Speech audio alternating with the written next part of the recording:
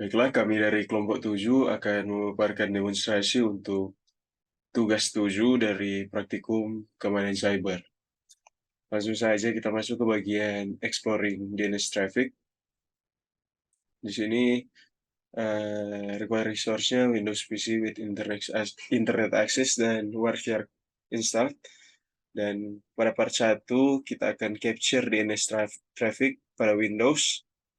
Dan untuk step 1A, di sini kita akan install Wireshark for Windows. Kita akan download Wireshark.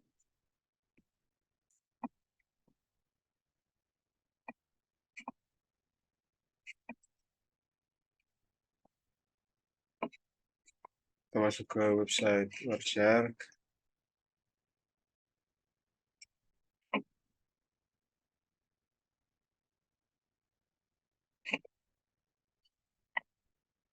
Lalu kita akan pilih Windows installer 64 bit.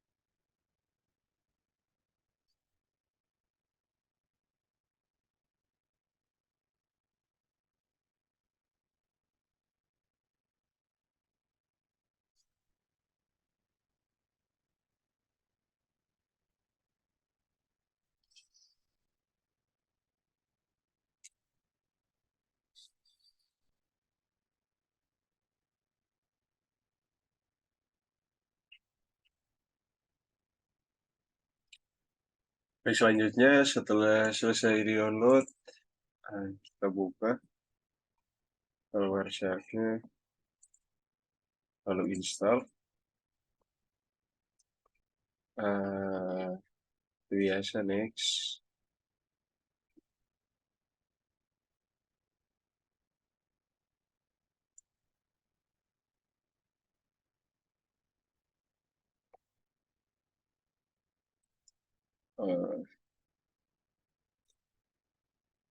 Komponennya akan diinstal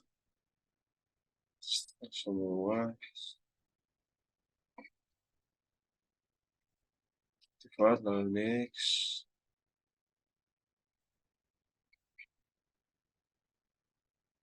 Sekali lagi next.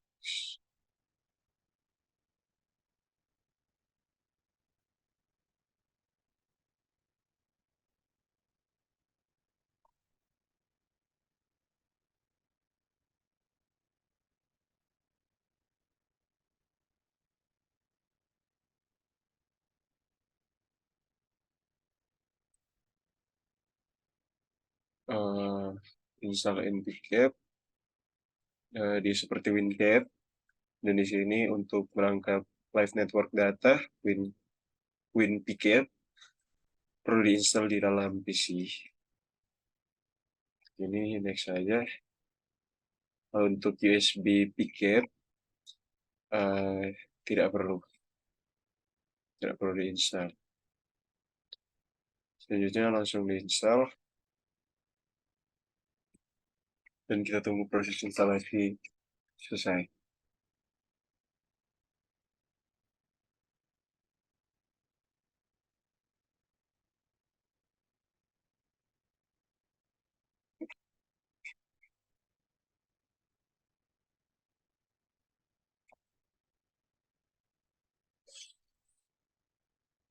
I agree.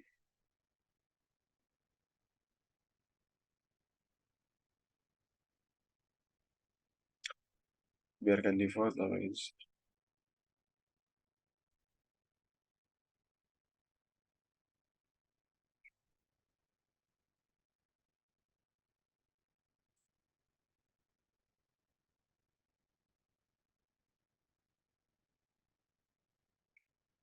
Next, this,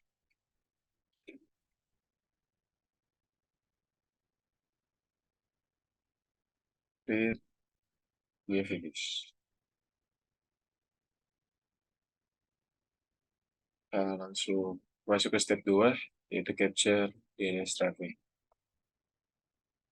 Langkah-langkahnya, yang pertama kita buka start, lalu share, buka,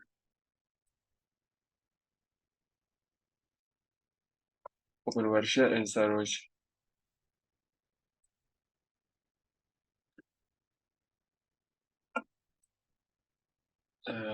Start capture, lalu klik start, klik start, buka Chrome,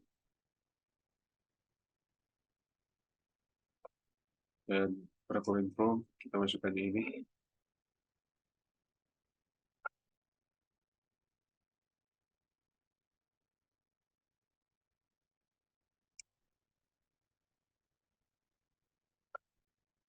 Selanjutnya NSLOOKUP,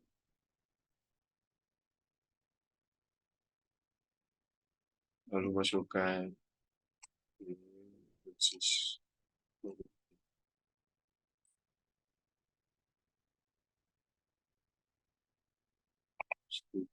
bagian F, klik exit, lalu stop capturing paket.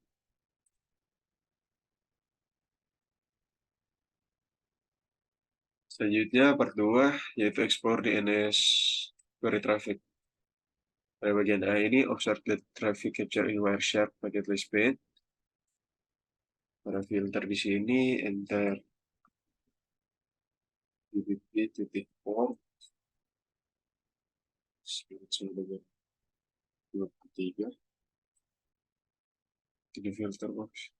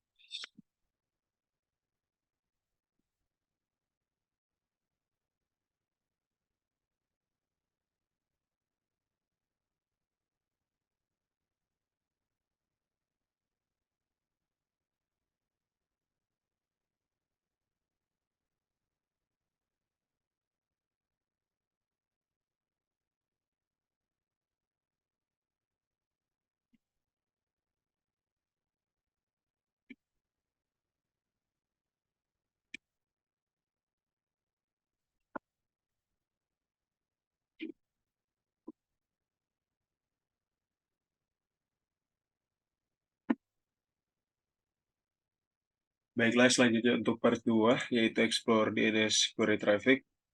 Dan untuk part 2 ini dan seterusnya, untuk di bagian Windows sepertinya tidak akan bisa dipraktekkan, didemonstrasikan, karena dari tadi kami kelompok sudah mencoba untuk memfilter UDP port 53,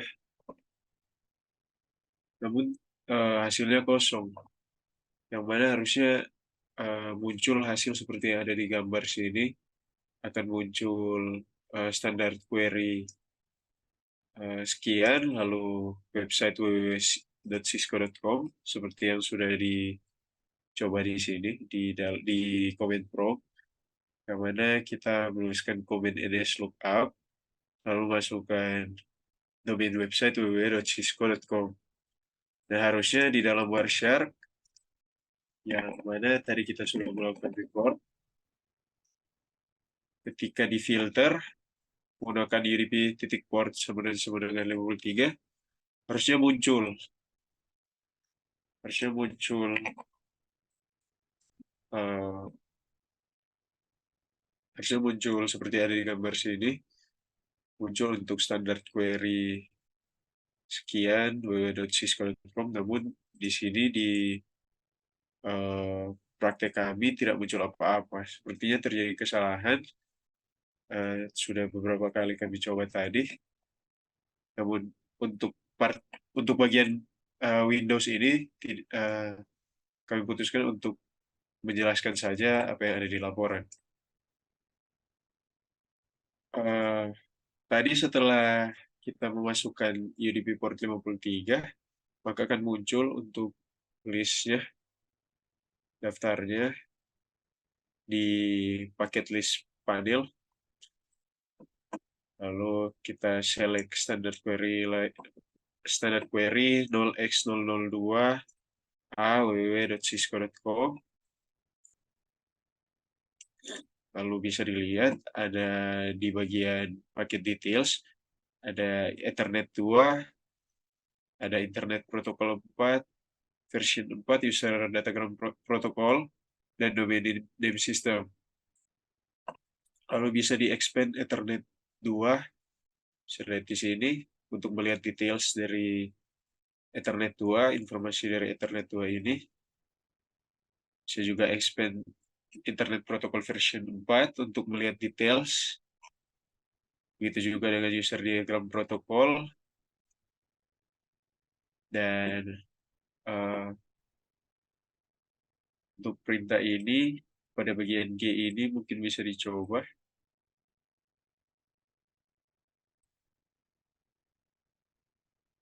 Ada command prompt.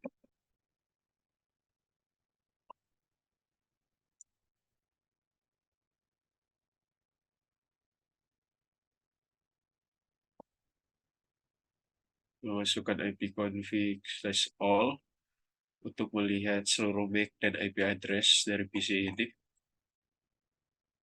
Yang bisa dilihat.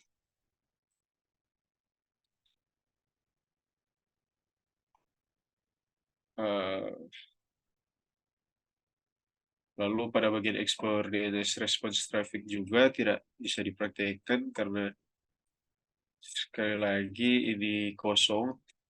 Kami tidak menemukan hasil apa-apa di sini. Di sini kita untuk responnya ada di bagian standar query response 0x000 pagar a www.cisco.com.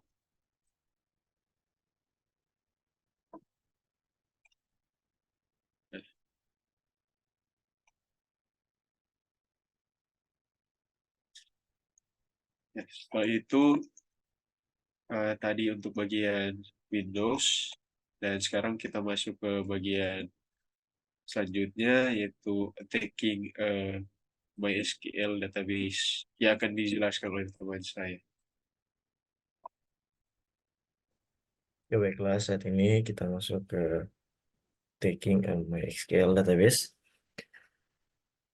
Dan untuk resource-nya adalah SYN virtual server host dan akses internet. Pada part 4, kita akan ke file PHP dan ikuti penyerangan basis data SQL dan akan menggunakan Wireshark analisis paket jaringan yang umum untuk menganalisis lalu lintas jaringan. Nah, setelah memulai Wireshark, kita akan membuka tanggapan jaringan yang telah disimpan sebelumnya dan melihat langkah demi langkah serangan injeksi SQL terhadap basis data SQL. Kita masuk ke step yang pertama.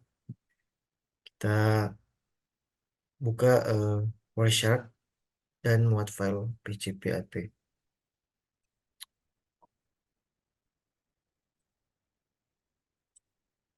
Itu aplikasi Wireshark dapat dibuka dengan berbagai metode pada Station Linux, dan kita masuk ke bagian A. Kita mulai VM, CyberOps Workstation, kemudian kita klik aplikasi, kemudian CyberOps, kemudian Wireshark pada desktop, dan telusuri aplikasi Wireshark. Yang C, pada aplikasi Wireshark, klik buka. Sabar.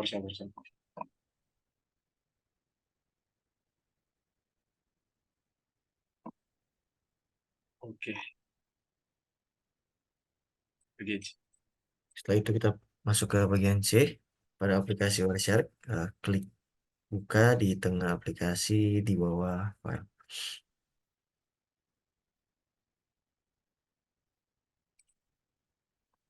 Kemudian jelajahi direktori home, analis, dan cari lab support file dalam direktori lab support file dan buka file SQL lab PHP.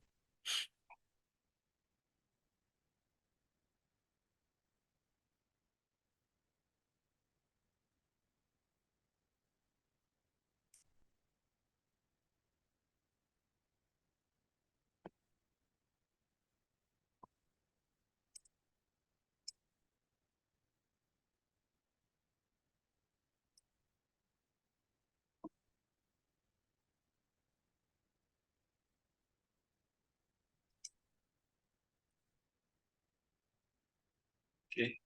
Kemudian kita masuk ke bagian E, kita jelajahi bagian E. File PHP terbuka di dalam Wireshark dan menampilkan trafik jaringan yang ditangkap. File tangkapan ini berlangsung selama 8 menit. 441 detik. Durasi serangan injeksi SQL ini. Dan di sini ada pertanyaan, apa saja dua alamat IP yang terlibat dalam serangan injeksi SQL ini berdasarkan informasi yang ditampilkan. 10.0.2.4 dan 10.0.2.15. Itu jawabannya, dan kita masuk ke step yang kedua, melihat serangan injeksi SQL. Langkah ini kita akan melihat awal serangan, dan kita langsung saja ke bagian A, ya, di mana di dalam tangkapan Wireshark kita klik kanan pada baris 13 dan pilih follow HTTP stream.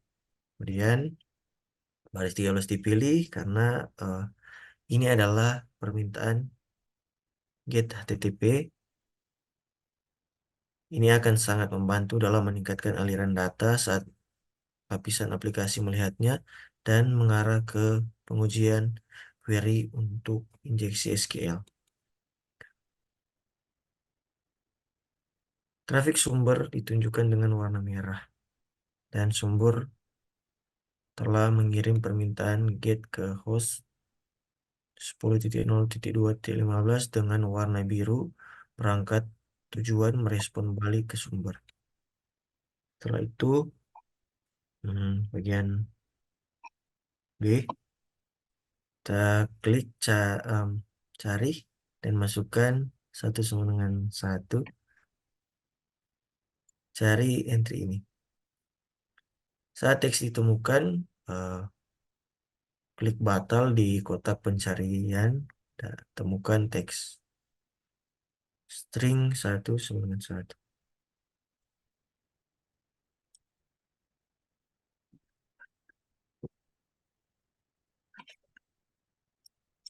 Selanjutnya bagian C, eh, penyerang telah memasukkan query 1 sama dengan 1 ke dalam kotak pencarian user ID pada target 10.0.2.15 untuk melihat apakah aplikasi tersebut rentan terhadap injeksi SQL. Nah, alih-alih aplikasi merespon dengan pesan kegagalan login. Aplikasi merespon dengan sebuah catatan dari database. Penyerang telah memverifikasi bahwa mereka dapat memasukkan SQL comment dan basis data akan merespon. String pencarian 1 sama dengan 1 membuat pernyataan SQL yang akan selalu benar. Nah, dalam contoh, tidak peduli apa yang dimasukkan ke dalam bidang, itu selalu benar. Bagian D, klik jendela ikuti aliran dan kemudian klik clear untuk menampilkan seluruh percakapan Wireshark. Masuk ke step yang ketiga, SQL injection attack continues. Pada langkah ini kita akan melihat kelanjutan serangan. Nah, bagian A,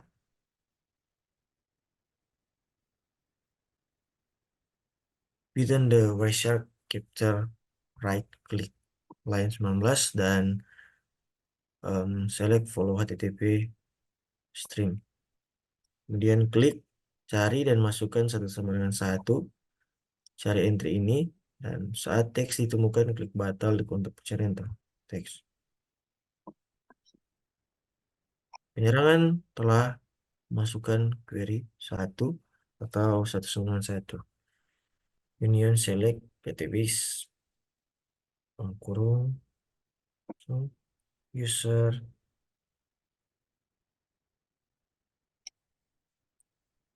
dalam kotak pencarian user ID pada target 10.0.2.15.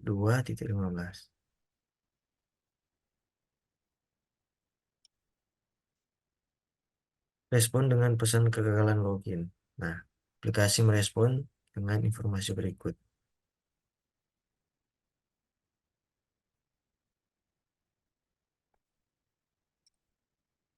GND tutup TTP stream. Kemudian klik clear untuk menampilkan seluruh percakapan Wireshark. Masuk ke step yang keempat, SQL injection attack provide system information. Selanjutnya memberikan informasi. Jangan melanjutkan dan kita akan melihat bagian A. Di dalam tangkapan Wireshark, kita klik kanan baris 22 dan pilih follow HTTP string. Nah, dengan warna merah, lalu lintas sumber ditampilkan dan mengirim permintaan get ke host 10.0.2.15 dengan warna biru. Perangkat tujuan merespon balik ke sumber. Nah, setelah itu, klik cari dengan ketik 1.1, cari entry ini. Dan saat teks ditemukan, klik batal pada kotak pencarian. Kemudian selanjutnya, NC,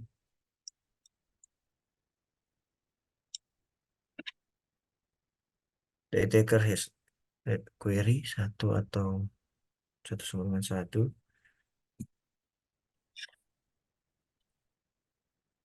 Dan setelah itu,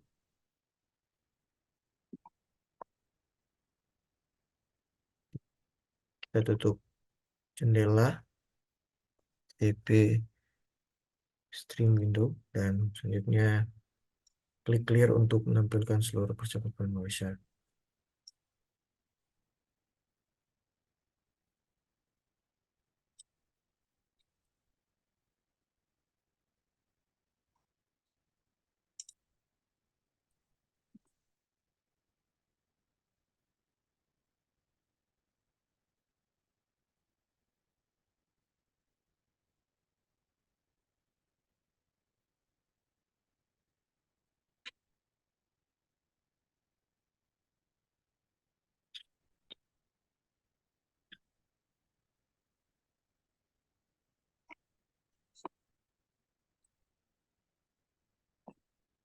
Selanjutnya kita masuk ke step yang kelima, the SQL injection attack and table information. Nah, penyerang mengetahui bahwa ada sejumlah besar tabel SQL yang penuh dengan informasi. Penyerang mencoba untuk menemukannya. Di bagian A, di dalam tangkapan Wireshark, kita klik kanan pada baris 25 dan pilih follow HTTP stream. Kemudian sumbernya ditunjukkan dengan warna merah. Sumber tersebut telah mengirimkan permintaan GET ke host 10.0.2.15 dengan warna biru. Perangkat tujuan merespon balik ke sumber.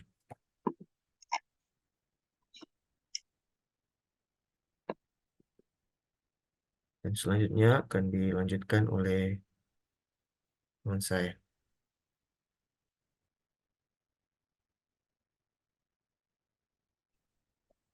Baiklah, saya si penyemasi dan NIM 21021106110 akan melanjutkan. Di bagian B ini kita akan klik find dan masukkan user. Cari entry yang ditampilkan di bawah. Saat teks berada, kita akan klik cancel dan find text search box.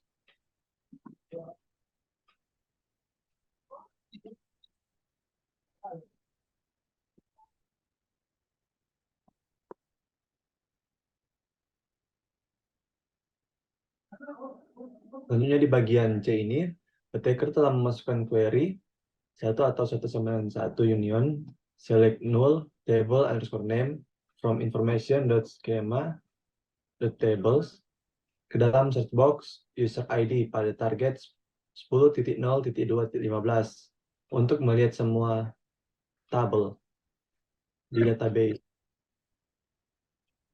Ini memberikan keluaran yang sangat besar di banyak tabel karena penyerang menentukan null tanpa spesifik lebih lanjut.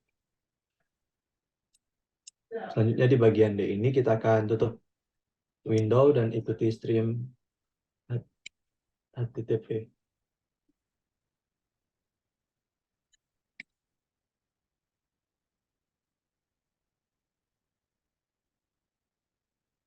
Selanjutnya di bagian step 6, the SQL injection attack concludes. Di bagian A ini, dalam tangkapan Wireshark, kita akan klik kanan baris 28 dan pilih ikuti stream HTTP. Sumbernya ditunjukkan dengan warna merah. Itu telah mengirimkan permintaan GET ke host 10.0.2.15. Dan berwarna biru, perangkat tujuan merespons kembali ke sumbernya.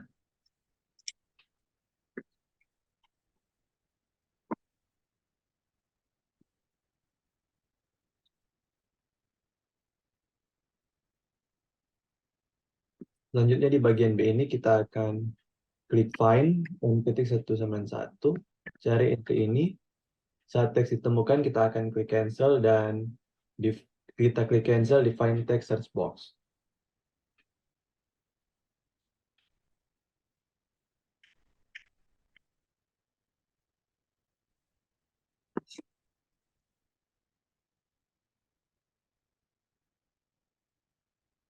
Attacker telah memasukkan query 1 pengguna pilihan gabungan dari password dari user ke dalam search box user ID pada target 10.0.2.15 untuk full hash, nama pengguna, dan kata sandi atau password. Selanjutnya di bagian C ini, kita akan tutup window, ikuti stream HTTP, kita akan tutup semua jendela yang terbuka.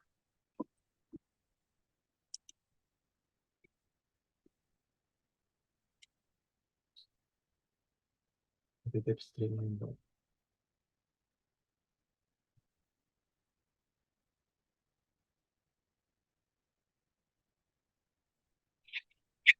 Lanjut, kita masuk ke lab reading server logs. Dalam required resource di sini ada dua, yaitu CyberOps, Workstation Virtual Machine, dan juga Internet Access. Langsung ke part 5 saja. Di part 5 ini kita akan reading log files with cat, more, less, and tail. Di step 1 ini kita akan opening log files. Di bagian A, kita akan mulai dengan VM CyberOps Workstation, dan kita akan membuka terminal window. Di bagian B, Untuk dari terminal window kita akan jalankan perintah ini untuk menampilkan konten logstash tutorial.log file terletak di folder home_analysis.support.files.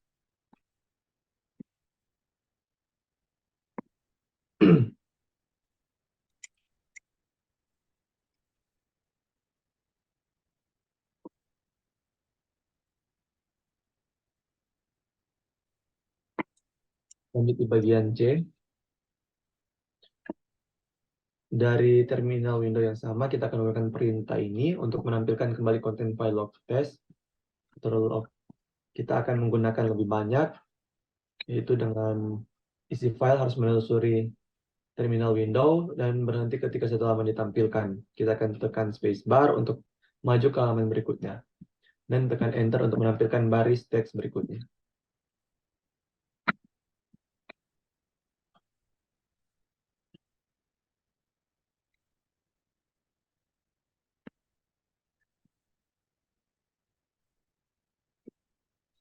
Kita lanjut di bagian D.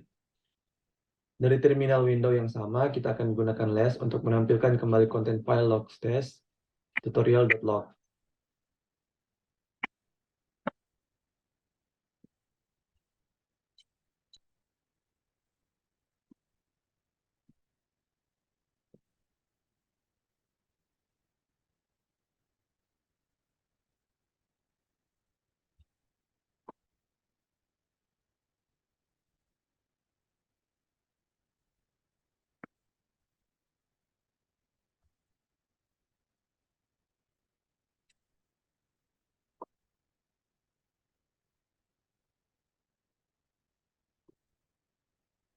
Selanjutnya di bagian E, kita akan dalam perintah tail akan menampilkan akhir file text secara default.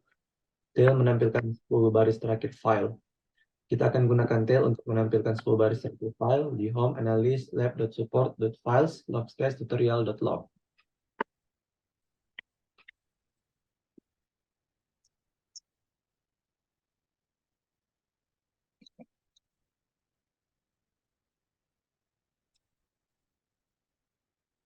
Masuk ke step 2 yaitu actively following logs. Di bagian A ini kita akan gunakan tail in F untuk secara aktif memantau isi file per log syslog.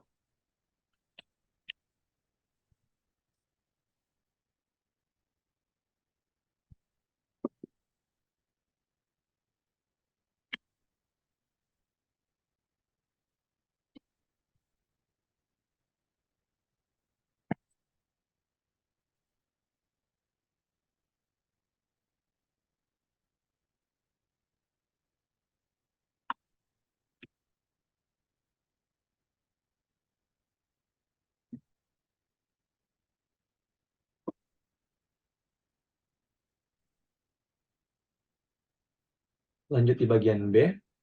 Untuk melihat tail in F action, buka jendela terminal window kedua, kita akan atur tampilan sehingga kita dapat melihat kedua jendela terminal. Kita akan ubah ukuran Windows sehingga kita dapat melihat keduanya secara bersamaan.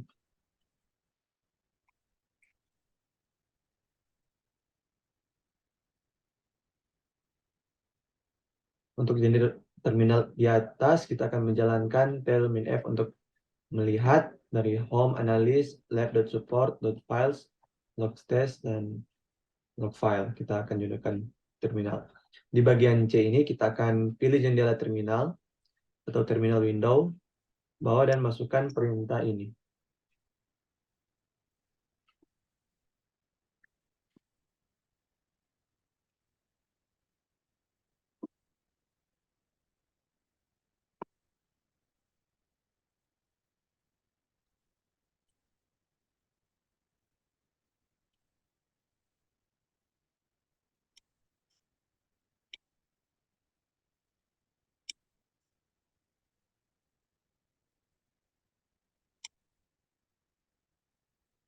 Lanjut di bagian D ini kita akan tekan Ctrl C. Kita akan menghentikan eksekusi dari tail min F dan kita akan kembali ke Chrome Shell. Selanjutnya kita bagian E, kita tutup itu dari kedua terminal window.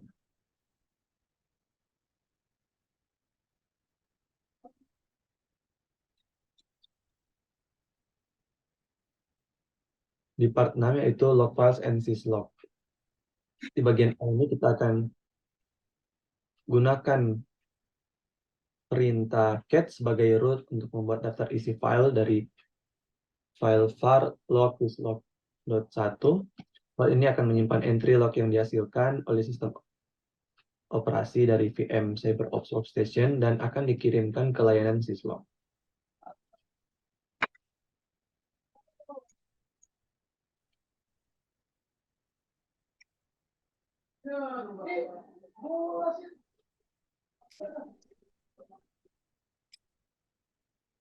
Selanjutnya di bagian B ini, kita akan perhatikan bahwa file dari var log syslog hanya menyimpan entry log terbaru.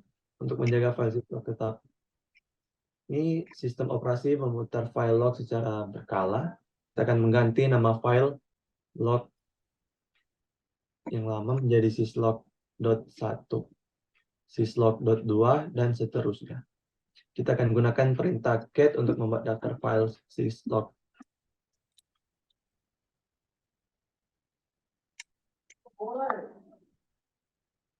Yang lama.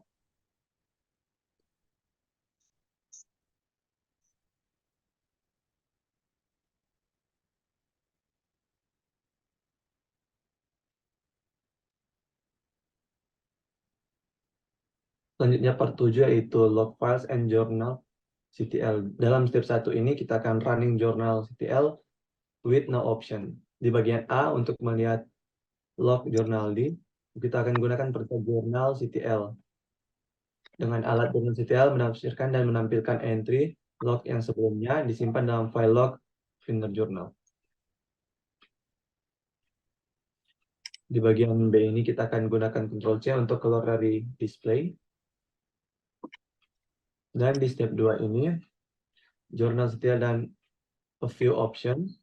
Di bagian A kita akan gunakan jurnal CTL min UTC untuk menampilkan semua stempel waktu dalam waktu UTC.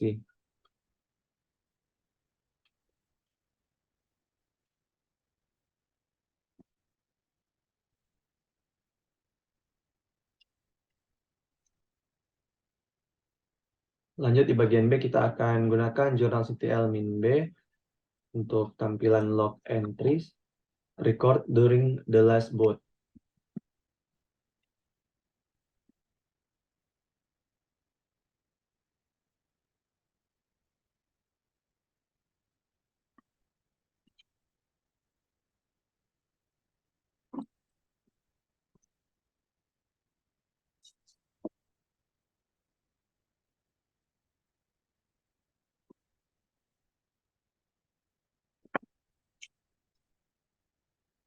Kita akan gunakan username CTL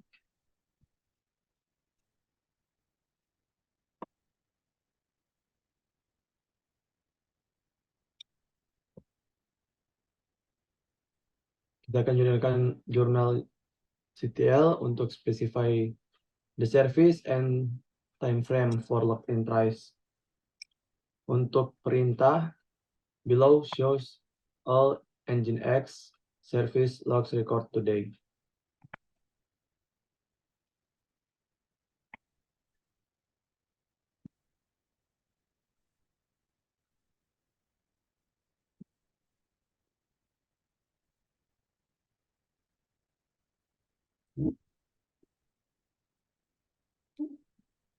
Selanjutnya di bagian D ini kita akan menggunakan min-k untuk switch ke display hanya dalam message generated by the kernel.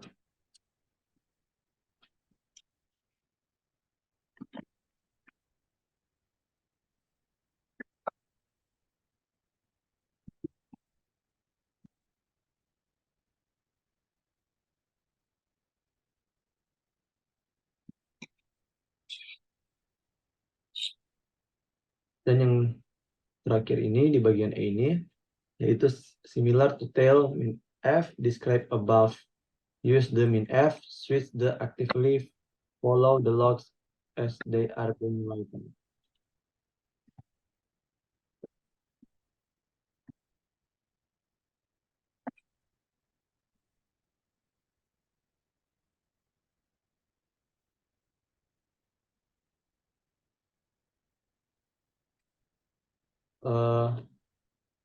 Mungkin dari itu presentasi dari kami kelompok 4.